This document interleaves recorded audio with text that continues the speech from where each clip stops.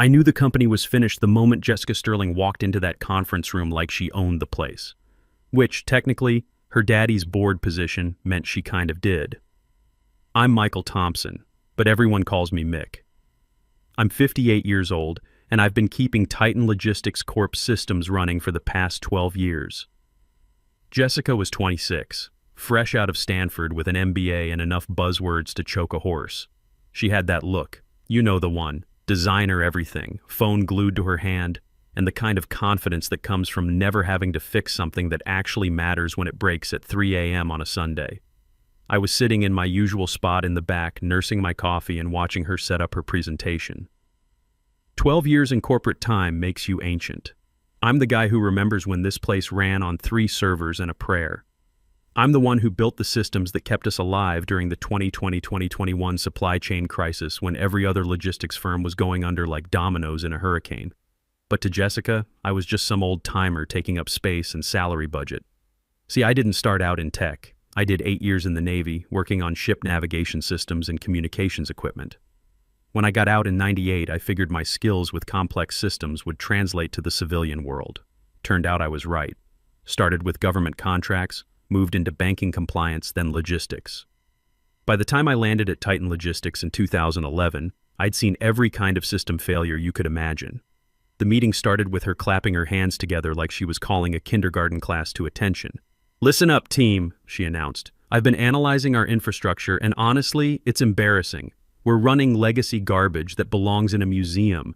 We need to pivot to a cloud-native, AI-driven ecosystem by Q4.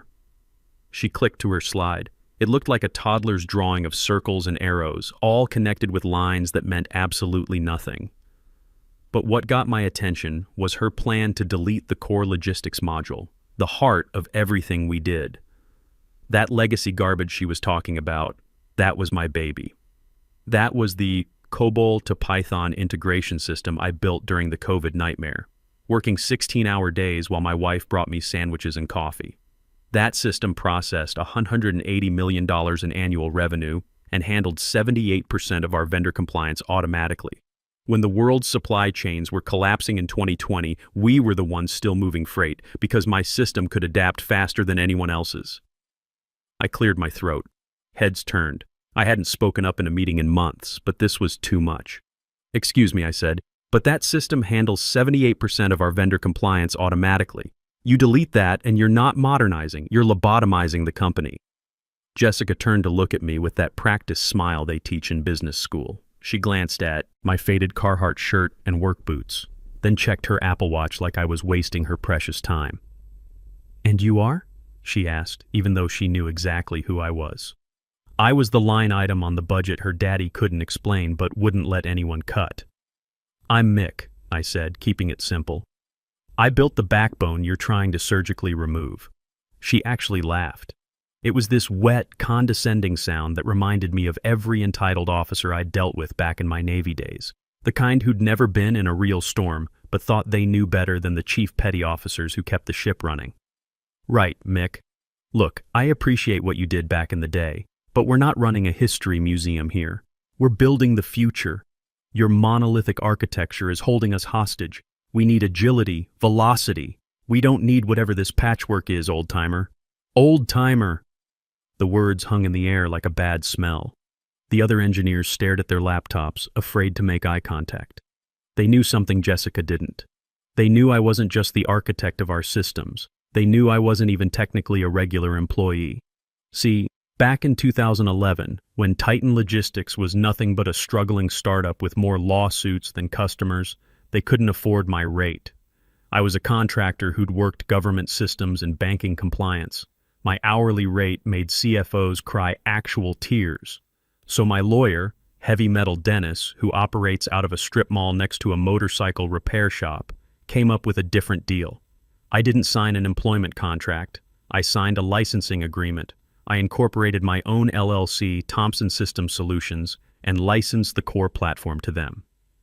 Think Microsoft or Oracle. You don't buy the software, you rent the right to use it. And like any landlord, I kept the master key. The contract was ironclad. My wife, who spent 20 years as a paralegal before retiring, made sure of that. She read every word, questioned every clause. "Michael," she'd said, "if you're going to bet our future on this, we better make sure the dice aren't loaded against us." Jessica didn't know any of this. She saw a 58-year-old guy in work clothes and assumed I was some diversity hire from the old days, maybe kept around out of pity or legal obligation. She thought she was firing dead weight. She didn't realize she was trying to evict the landlord while still living in his house. "Okay, Jessica," I said, leaning back in my chair. The plastic creaked under my weight. These conference room chairs weren't built for guys who'd spent years hauling equipment around Navy ships. "You're the boss. Agility, velocity. Got it." She smiled that MBA smile and turned back to her meaningless diagram. "Great. We're going to start sunsetting the legacy modules immediately. HR will be restructuring to align with our new digital transformation initiative. Restructuring. Corporate speak for firing the people who actually knew how things worked." Didn't argue. I didn't tell her she was about to step on a landmine. I just sat there, listening to her talk about synergies and scalability while I checked the date on my phone. My licensing contract renewed quarterly, automatically, unless payment was missed. The next payment was due in 3 days, October 1st, to be exact. Section 4 of my contract was very specific about what happened if the licensee attempted to modify, reverse engineer, or materially disparage the software. And Section 6 was the nuclear option.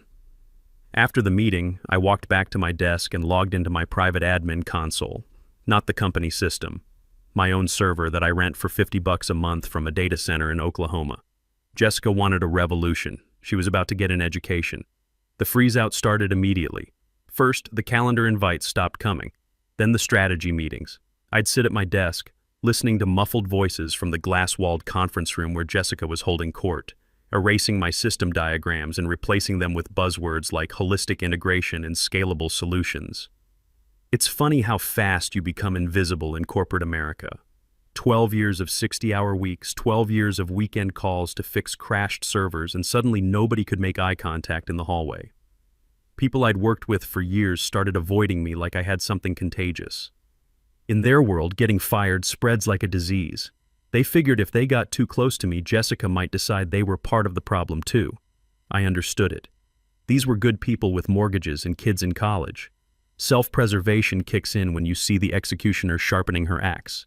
Then Jessica introduced Christopher, the new solutions architect.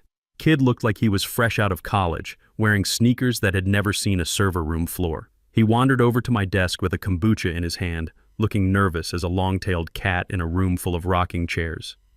"Hey Mick, right?" he said.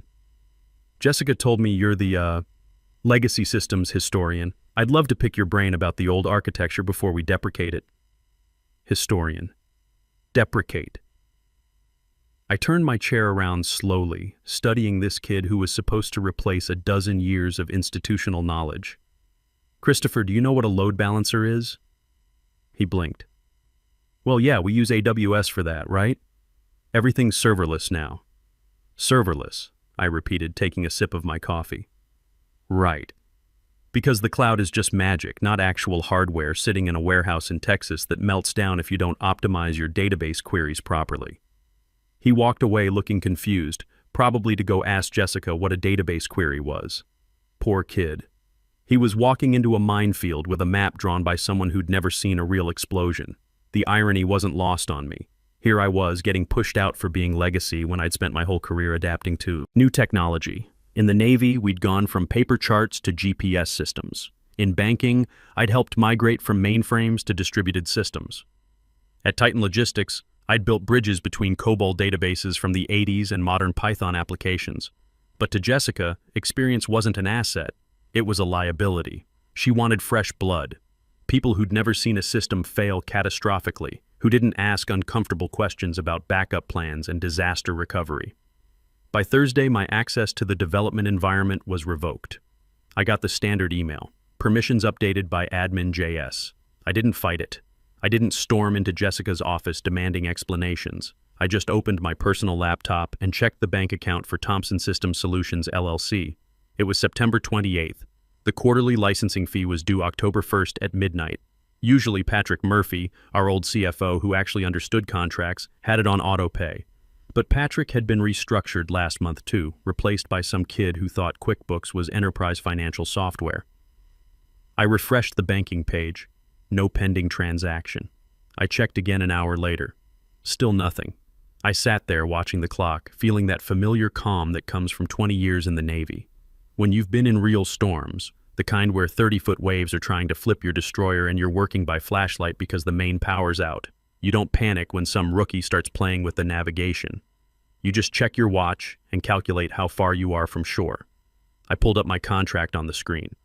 I keep digital copies, but I also have the original signed in blue ink, locked in a fireproof safe at home next to my discharge papers and the deed to the house.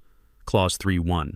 Payment obligations. Failure to remit licensing fees within 24 hours of the due date constitutes material breach. Clause 3.2. No cure period for willful non-payment or unauthorized modification of licensed materials. Jessica had already violated the modification clause by trying to patch her new cloud-native systems on top of my core infrastructure without proper authorization. The automated logs showed 3 separate attempts to reverse engineer the authentication protocols. Now she was about to violate the payment clause too. I could have warned her. I could have walked into her office and said, "Hey kid, you're about to shut down the engine of your own company." But then I remembered old timer. I remembered the way she looked at me like I was furniture that needed to be thrown out to make room for something newer and shinier. So I let the clock tick. Friday at 4:00 p.m., HR sent me a calendar invite for 4:30. Subject, quick sync. Location, conference room B. Classic move. Fire people at the end of the week so they can't cause a scene, and the rest of the staff has the weekend to forget you ever existed. I started packing. Not much. A few photos of the grandkids, my Leatherman tool that had been with me since my Navy days, and the small cactus my wife gave me that somehow survived the office environment. "Like you," she'd said when she brought it in, "tough enough to grow anywhere." I wiped my company laptop clean. Not just deleted files. I ran a military-grade scrub on the drive. 7 passes, random data overwrite. Not because I had anything to hide, but because I'm a professional. You don't leave intel lying around for the enemy to find. I checked the bank account one last time. Still 0. Jessica was really going to do this. She was going to fire me and stiff me on the contract payment, thinking she could just steal my work and move on. The arrogance was breathtaking. Conference room B was the glass fishbowl near the elevators, designed so everyone could watch your execution. Jessica was there, arms crossed, looking like she was posing for Forbes 30 Under 30. Karen Martinez from HR sat at the table, looking like she'd rather be anywhere else, possibly dead. "Have a seat, Mick," Karen said softly. She was good people. Been here almost as long as me, worked her way up from receptionist. She knew this was wrong, but she had her own family to think about. I sat down and placed my manila folder on the table. Jessica eyed it suspiciously, probably thinking it was some desperate presentation to save my job. "So," Jessica started, not even letting Karen do her job properly, "we've been evaluating team structure. And as we move toward this high-velocity cloud-native future, your skill set doesn't align with our trajectory." "Trajectory," I repeated, thinking about the ballistics training from my Navy days. "Like a missile heading for a mountain." Her jaw tightened. That smile was starting to crack around the edges. "We're terminating your employment, effective immediately. Karen has the paperwork. Standard severance package, 2 weeks. We'll need your badge and laptop." Karen slid papers across the table, avoiding my eyes. "We also need you to sign this NDA and non-disparagement agreement to receive severance." I didn't touch the papers. I looked directly at Jessica. "Just to be clear, you're terminating our professional relationship completely. All of it." "That's what fired means, old-timer," Jessica snapped. The mask was slipping now. I could see the real person underneath. Spoiled, impatient, used to getting her way because daddy's money always made problems disappear. "Okay." I pulled out my badge and slid it across the table. Then I placed the company laptop next to it. "I'm no longer an employee of Titan Logistics." "Good," Jessica said, pushing off from the wall. "Security will escort you out." "Wait." I put my hand on the manila folder. "We're done with the employment part. Now we need to discuss the vendor relationship." Jessica frowned. "What are you talking about?" I opened the folder and pulled out the licensing agreement. The pages flagged with yellow sticky notes at all the important sections. "I don't work for you, Jessica." "I never really did." My company, Thompson System Solutions, licenses the technology that runs your procurement, logistics, and vendor payments. I was just part of the package. On-site support included in the premium tier. Jessica laughed. Actually laughed out loud. She picked up the contract, glanced at the cover page, and tossed it back down like it was contaminated. This is ancient paperwork from the startup days. We own everything you wrote while you were here. Intellectual property assignment. It's standard. Actually, I said, tapping paragraph 4 with my finger, read that section. All code, architecture, and algorithms remain the sole property of Thompson System Solutions. Titan Logistics is granted a non-exclusive, revocable license contingent on timely payment and adherence to usage guidelines. I watched her eyes scan the paragraph. I saw the exact moment the words registered in her brain, but her ego refused to process them. It was like watching someone stare at a stop sign and insist it was green. "This is garbage," she sputtered. "You were on payroll. That voids this whole contract." "Check with legal," I said calmly. I was on a 1099 independent contractor status for the first 3 years, then moved to W-2 for administrative convenience per Addendum C, but the intellectual property rights never transferred. Thompson System Solutions still holds the copyright registration. Karen was staring at the contract now, her paralegal training kicking in. She could read legal documents, and I could see the recognition dawning in her eyes. I stood up slowly, feeling every one of my 58 years. "Here's the situation, Jessica. You just fired the on-site support. That's fine. I was getting tired of the coffee anyway. But you also missed the quarterly licensing payment that was due yesterday at midnight. That's breach of contract." "I'm not paying you a dime," Jessica hissed, her face turning red. "This is extortion." "It's a contract," I corrected. "You didn't pay, you fired the admin, so the software has reverted to its default state according to the license terms, which is offline. Turn it back on right now or I'll sue you into the ground." I looked at her for a long moment, remembering every 3 a.m. emergency patch, every weekend I'd spent in the server room instead of fishing with my grandson. "Jessica, you're currently using unlicensed intellectual property. My lawyer is drafting a cease and desist letter as we speak. If you attempt to bypass the security locks, that's a DMCA violation. Federal crime. You look good in orange jumpsuits. Might clash with that designer blazer." There was silence, then muffled voices in the background.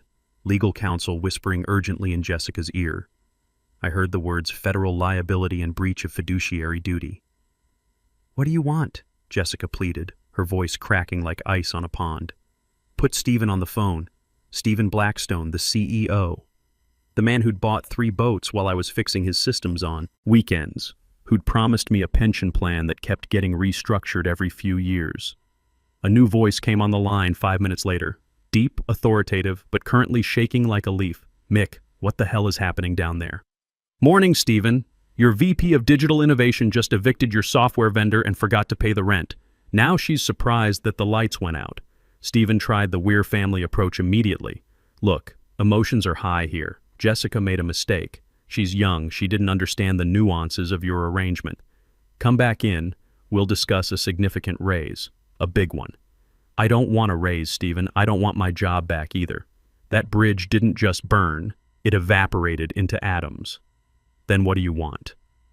I took a sip of bourbon and looked out at my neighbor wrestling with his lawnmower. "You have 2 options. Option A, Jessica builds you a new system. She says she can do cloud-native AI microservices, whatever. Maybe it'll only take 12 years like mine did. Good luck with that. We can't wait 12 years. You know we can't. Option B, you purchase a one-time perpetual license for the source code, full ownership transfer. You get the keys, the documentation, everything. I walk away, you never see me again. Fine, we'll buy it." "How much?" I'd done the math during my drive home. $1.4 million. The silence stretched so long I thought the line had gone dead. Then, "That's insane, Mick. That's extortion. That's 0.8% of the crisis period savings my system generated during the 2020-2021 supply chain collapse, plus a consultation fee for having to listen to your daughter-in-law call me old-timer. I need time to arrange financing. You have 35 minutes. After that, the data export protocol initiates automatic purge of customer information to comply with privacy regulations. Wouldn't want to keep user data on an unlicensed system. That would be a GDPR violation. Hefty fines on those. I hung up and poured another bourbon. 32 minutes later, my phone rang. Laura Richardson from legal. Sharp woman who'd worked her way up from document review to general counsel. "We'll wire the money," she said, her voice professionally neutral. "But the system comes back online immediately, the second the wire clears my account. Transferring now." I refreshed my banking app. Pending transaction.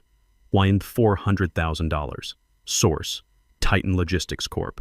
"It's there," I said, my heart doing something strange in my chest. I tabbed to my terminal. Command: Update license status to perpetual. Command: Cancel data purge sequence. Command: Transfer ownership credentials. Enter. 2 minutes later, Andrew texted me. "We're green. Everything's working."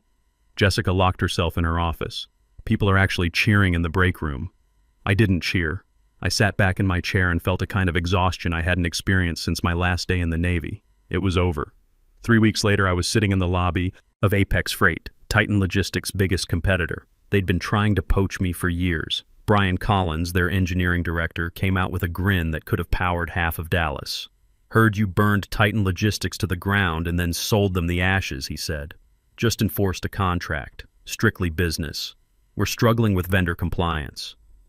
System crashes twice a week. Heard Titan Logistics has some miracle code that never fails. Not a miracle, just good engineering. And yes, I built it. Can you build something similar for us?" I smiled for the first time in weeks. "Can't give you the same code. IP ownership transferred legally. But that system is 12 years old, built on legacy Python integration. I've been sketching out a new architecture in my spare time. Rust-based, high concurrency processing. It wouldn't just match Titan Logistics. It would make them look like they're running on punch cards. How long to build it? 6 months with the right team and complete autonomy. No MBAs, no product evangelists, just me and some engineers who know the difference between a pointer and a paperclip." Brian extended his hand. "Welcome to Apex, Mick." 6 months later, we launched Apex Prime. It destroyed the market like Sherman marching through Georgia. Titan Logistics stock dropped 35% in the first quarter. They were stuck with a system they barely understood, maintained by terrified junior developers too scared to change a single line of code. Jessica eventually quit.